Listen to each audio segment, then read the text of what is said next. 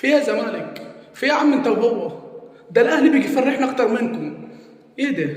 ده خط دفاع، ده خط دفاعنا، ده في حرب 48 سلاحه بيضرب لورا. يا عواد مساء الخير يا عواد، الكوره بتروح عليك مره بتدخل منها هدفين يا ولد عم، حرام عليك.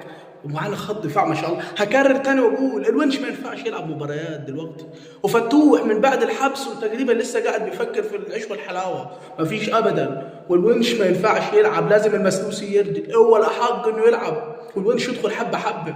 وعبد الله السعيد حرام عليك، مالك النهارده يا حبيبي؟ بتلعب 16 تمريره منهم 200 تمريره غلط. ليه؟